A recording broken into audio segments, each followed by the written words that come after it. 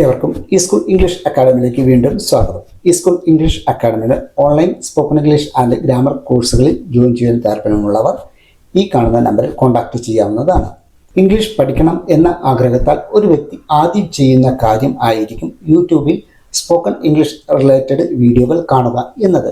യൂട്യൂബിൽ spoken English Malayalam അല്ലെങ്കിൽ spoken English classes Malayalam എന്നിങ്ങനെ തുടങ്ങി സെർച്ച് ചെയ്താൽ ധാരാളം വീഡിയോകൾ കാണുവാൻ സാധിക്കും. നിങ്ങൾക്ക് എത്രത്തോളം കാണുവാൻ പറ്റുമോ അത്രത്തോളം സ്പോക്കൺ ഇംഗ്ലീഷ് വീഡിയോകൾ കാണുവാൻ ശ്രമിക്കുക.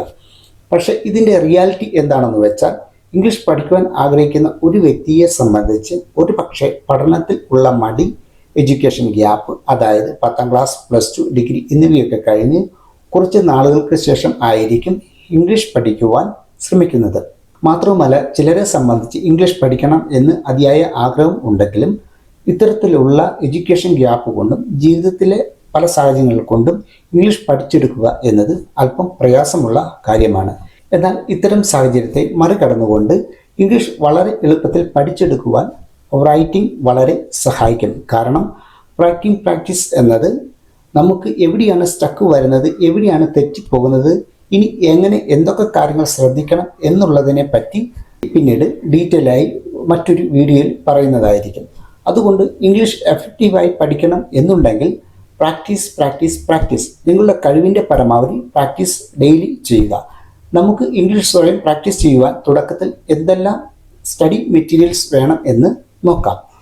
ഒന്നാമതായി വേണ്ടത് പേനയും പെൻസിലുമാണ്. രണ്ടാമതായി വേണ്ടത് എറേസർ, അതായത് പെൻസിൽ കൊണ്ട് എഴുതുമ്പോൾ തെറ്റിപ്പോയാൽ മായ്ച്ചു കളയുന്ന റബ്ബർ. മൂന്നാമതായി വേണ്ടത് ഒരു ഡയറി അല്ലെങ്കിൽ നോട്ട്ബുക്ക്.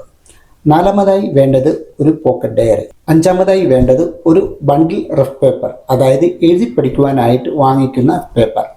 ആറാമതായി വേണ്ടത് വൈറ്റ് പെൻ മാർക്കർ, അതായത് പേന കൊണ്ട് എഴുതുമ്പോൾ തെറ്റിപ്പോയാൽ മായ്ച്ചു കളയുവാൻ. ഏഴാമതായി വേണ്ടത് സ്റ്റിക്കി നോട്ട്സ് ആണ്. നമുക്ക് എറേസറിൻ്റെയും വൈറ്റ് പെന്നിൻ്റെയും ഉപയോഗം അറിയാം. നമുക്ക് പെൻ, പെൻസിൽ, ഡയറി അല്ലെങ്കിൽ notebook, pocket diary, rough paper, sticky notes എന്നിവയുടെ ഉപയോഗം, ഇവ എങ്ങനെ പ്രാക്ടീസ് ചെയ്യണം എന്ന് നോക്കാം. നിങ്ങൾ listening and reading daily practice ചെയ്യണം. ലിസണിങ് ആൻഡ് റീഡിങ്ങിൽ നിന്ന് കിട്ടിയ പ്രധാനപ്പെട്ട പോയിന്റുകൾ ഡയറിയിലോ അല്ലെങ്കിൽ നോട്ട്ബുക്കിലോ എഴുതി വയ്ക്കുക. പ്രധാനപ്പെട്ട പോയിന്റുകൾ ഡയറിയിൽ അല്ലെങ്കിൽ നോട്ട്ബുക്കിൽ എഴുതുവാൻ പേന ഉപയോഗിക്കുക. പെൻസിൽ ഉപയോഗിക്കേണ്ടത് റൈറ്റിംഗ് പ്രാക്ടീസ് ചെയ്യുവാനാണ്.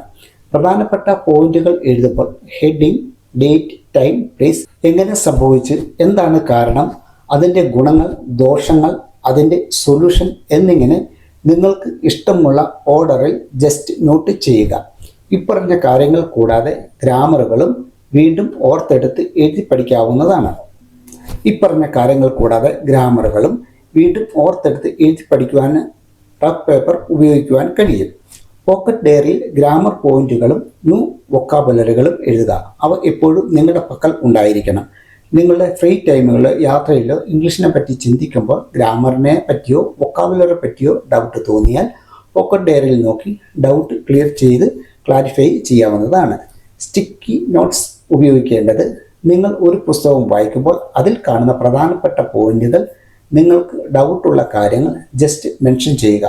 പിന്നീട് അവ റിപ്പീറ്റ് ചെയ്ത് വായിക്കുമ്പോൾ ഡൗട്ടുകൾ കുറയ്ക്കുവാൻ സഹായിക്കും. ഇംഗ്ലീഷ് പ്രാക്ടീസ് ചെയ്യുമ്പോൾ ആദ്യം മനസ്സിലാക്കിയിരിക്കേണ്ടത് അത്യാവശ്യ കാര്യങ്ങളെപ്പറ്റി നോളജ് നേടിയെടുക്കുക എന്നതാണ്.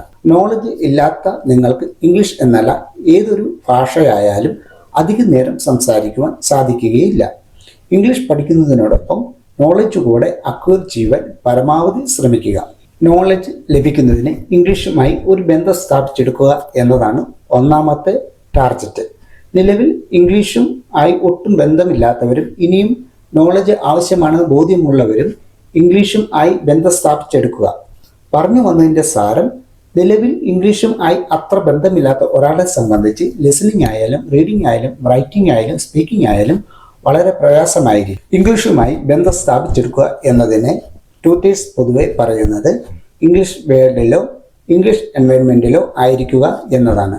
ഇംഗ്ലീഷ് വേർഡിൽ ആയിരിക്കുവാൻ ആദ്യം ചെയ്യേണ്ടത് കുറഞ്ഞത് 2 മാസം kids related videos and reading, news, podcast, Ted talk, conversation, story, novel, news paper തുടങ്ങിയവ വളരെ കോൺസെൻട്രേറ്റ് കൊടുത്ത് ലിസണിങ് ആൻഡ് റീഡിംഗ് പ്രാക്ടീസ് ചെയ്യുക.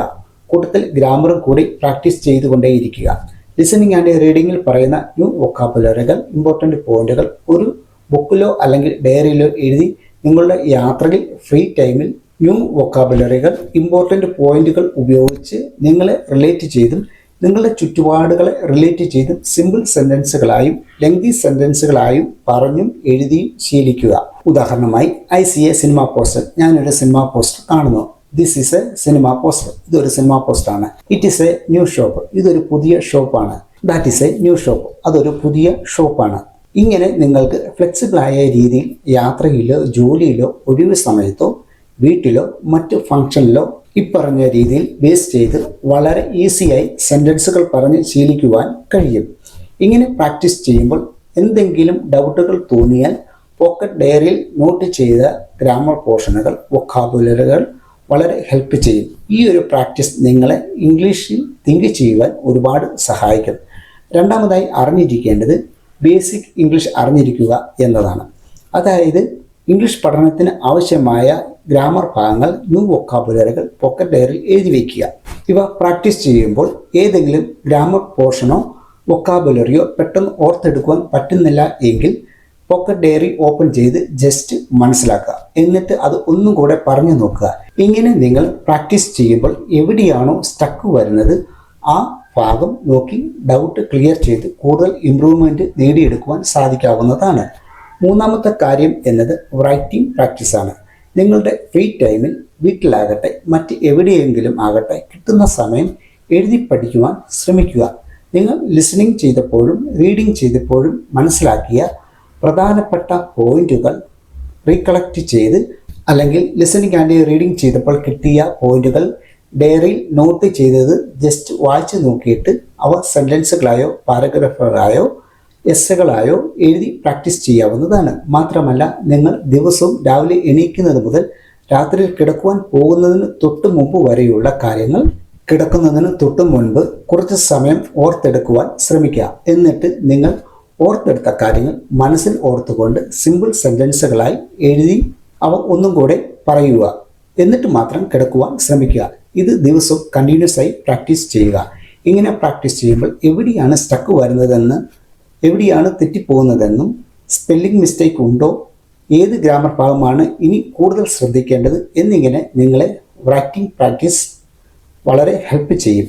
മാത്രമല്ല, ഈ ഒരു പ്രാക്ടീസ് നിങ്ങളുടെ ഓർമ്മശക്തിയെ വർദ്ധിപ്പിക്കുകയും കൂടി ചെയ്യും.